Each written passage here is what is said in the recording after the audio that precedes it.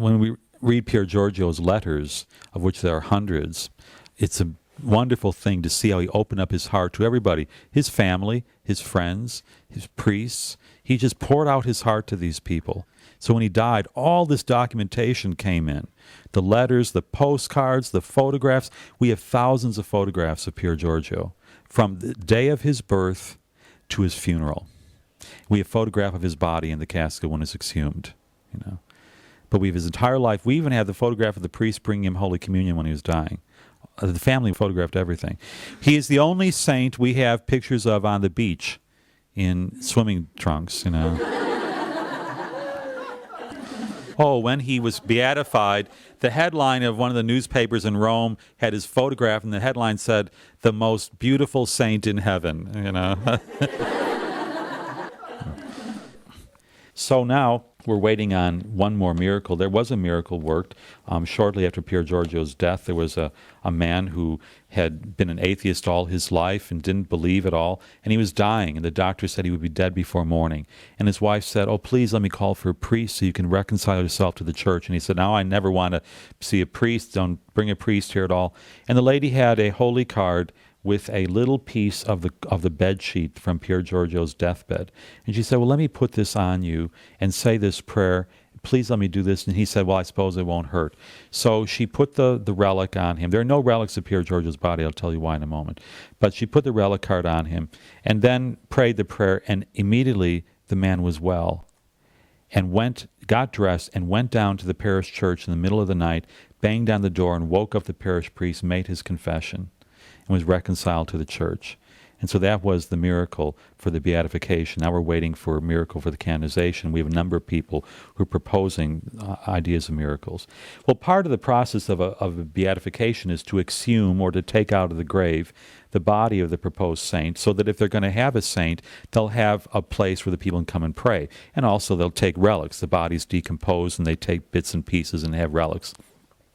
We don't understand relics sometimes, but it's very understandable, because a lot of you mothers have kept the first tooth lost by your children, or a curl of hair from your child's first haircut, and what it is, it's dead pieces of body lying in your drawer in a little box, and you think about it. But it's something sentimental to you, right? And so for us in the church, it makes no sense to outsiders, but we have these little pieces of body lying around in our churches. So they took Pier Giorgio's body out of the ground 54 years after his death. And they opened up the casket. It was raining that day. They didn't expect to find anything, so they weren't worried about protecting the body. They opened up the casket in the presence of his sister and his sister's children and priests and doctors. And when they opened up the lid, there was Pier Giorgio, so perfectly intact he looked like he was asleep. His skin elastic. His eyes had opened, and they were clear and shining, and usually the eyes are the first thing that deteriorate. They knew that the elements had gotten to his body because his clothing was all wet. His crucifix was on his chest. The wood had rotted, and then the body of Jesus on it was rusted. His rosary had fallen apart, but his body was completely intact. And the Italians, well, they loved this. They were so excited. They took Pier Giorgio on a tour, to the places where he had been, so that people could see him and touch him, And now his body is in the cathedral in Turin, in the same church where the Shroud of Turin is. And the Holy Father wants Pier Giorgio to be especially a patron for young people of our day. And as you look at the picture of him, he's dressed in an ordinary shirt like young boys would wear today. I mean, he did all the things young people do. And Holy Father calls him the man of the 8 Beatitudes, because he perfectly expressed in his life the 8 Beatitudes of Jesus, which are Jesus' guidelines to holiness. We read on the front of this brochure our last comment from the Holy Father. It says, "Behold the man of the 8 Beatitudes, who bears in himself the grace of the gospel, the good news, the joy of salvation offered to us by Christ. By his example, Pier Giorgio proclaims that a life lived in Christ's Spirit, the Spirit of the Beatitudes, is blessed, and that only the person who becomes a man or woman of the Beatitudes can succeed in communicating love and peace to others. Pier Giorgio repeats that it really is worth giving up everything to serve the Lord. He testifies that holiness is possible for everyone, and that only the revolution of charity can enkindle the hope of a better future in the hearts of people." Blessed are the poor in spirit, for theirs is the kingdom of heaven. God doesn't mean to be physically poor. It means to be generous and to be aware of everything God has given us. Pier Giorgio says, every day I love the mountains more and more, and if my studies allowed me, I should spend entire days in the mountains contemplating in that pure air the greatness of the Creator. See, if we're not poor in spirit, we have to be entertained by television and video games and computer games and all that other stuff when God has made a world for us. The world that He made for Adam and Eve belongs to us. And so Pier Giorgio loved to go into the mountains, and that was his entertainment, his recreation. Blessed are they who mourn, for they will be comforted. Our life, in order to be Christian, has to be a continual renunciation, a continual sacrifice. However, this is not difficult if one thinks, what are these few years passed in suffering compared with eternal happiness, where joy will have no measure or end, where we shall have unimaginable peace?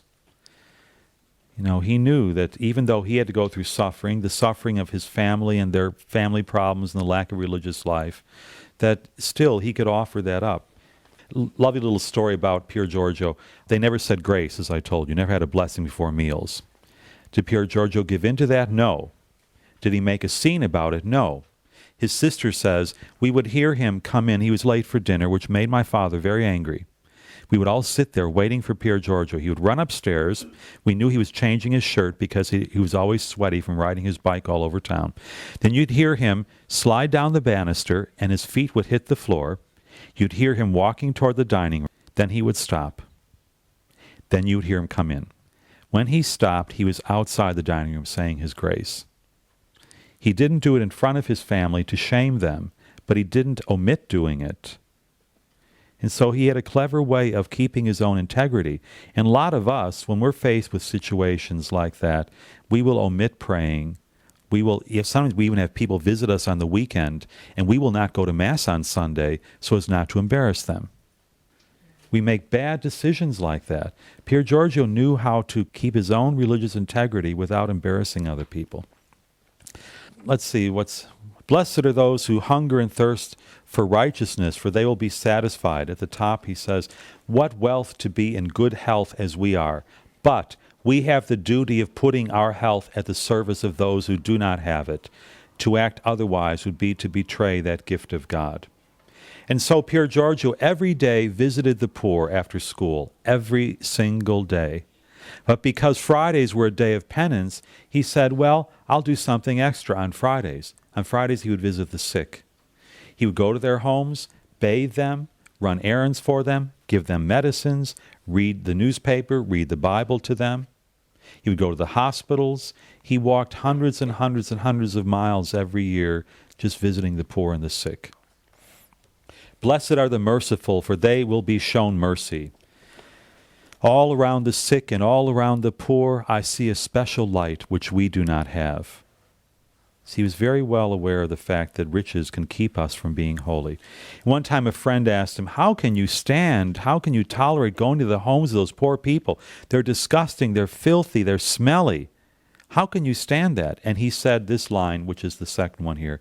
Jesus comes to me every morning in Holy Communion, and I repay him in my very small way by visiting the poor.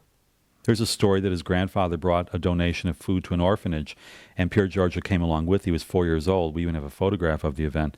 And the grandfather was standing in the doorway of the dining room talking to the sister in charge, and all the children in the orphanage were eating their lunch, which was a bowl of soup. And one little boy was sitting all by himself in another part of the dining room, and Pier Giorgio right away toddled over and sat down. And the grandfather and the sister walked up because the little boy by himself had a skin disease and the sister was keeping him segregated from the others. But they heard Pier Giorgio say, well, if no one else will sit with you, I'll sit with you and I'll share your lunch. One spoonful for you and one spoonful for me, you know? But he had a great sensitivity to people's feelings, see? Even at the age of 4, a great sensitivity to people's feelings. Then the next one, blessed are the clean of heart, for they will see God. And in a society and a generation of our own, too, where we think that pleasure means having a lot of money, a lot of material things, a lot of sexual relationships, a lot of food, a lot of this and that, Pier Giorgio says, true happiness, dear friends, does not consist in the pleasures of the world or in earthly things, but in peace of conscience, which we only have if we are pure in heart and mind. But Pier Giorgio was human like all of us, and he had to struggle with this. And so he asked one of his friends in a letter, "I beg you to pray for me a little, so that God may give me an iron will that does not bend and does not fail in his projects." Then we have, "Blessed are the peacemakers, for they will be called children of God." And again, he writes at the end of one of his letters to a friend, "My best wishes, or rather one wish only, but I believe it is the only one that can be made to a dear friend. May the peace of the Lord be always with you. For if you possess peace every day, you will be truly rich." And then the last one we hear from a young man who really loved his country and was very sad that Mussolini was taking over, that the church was being persecuted, that the people were losing their faith, and he was doing something about it. He wasn't just complaining at night about politics. So this beatitude, "Blessed are they that are persecuted for the sake of righteousness, for theirs is the kingdom of heaven." He writes, "To live without faith, without a patrimony to defend, without a steady struggle for truth, that is not living, but merely existing."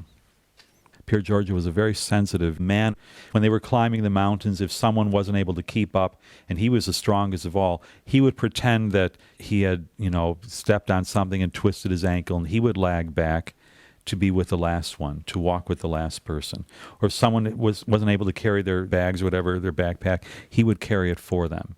He was never one to poke fun at the others for not being able to keep up. If they couldn't afford a room with heat, which some of them did because he went to university with all different classes of kids, he would always take the poorest room and give his room with the heat to someone else. And his mother one time, she'd heard about this, and she said, "Is that true?" And he said, "Well, the people were cold." And she said, "Well, I don't know why I bother to give you money to go travel, first class and to have all these things. You're going to waste it on giving it to somebody else." And he said, "Well, it's not wasted if it's given to somebody else because it's given to Jesus." When we read Pier Giorgio's letters, of which there are hundreds, it's a wonderful thing to see how he opened up his heart to everybody, his family, his friends, his priests. He just poured out his heart to these people.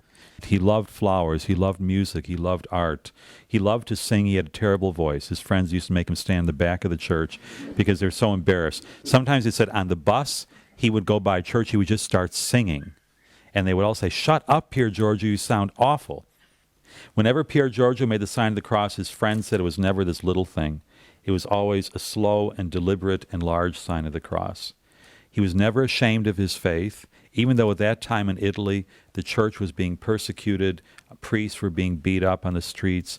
To practice the faith was considered very old-fashioned and out of date. Pier Giorgio was young, vibrant, strong, politically involved, popular, handsome, rich, and Catholic. So a beautiful, young man, and I think there's hope for all of us to become real saints in our own time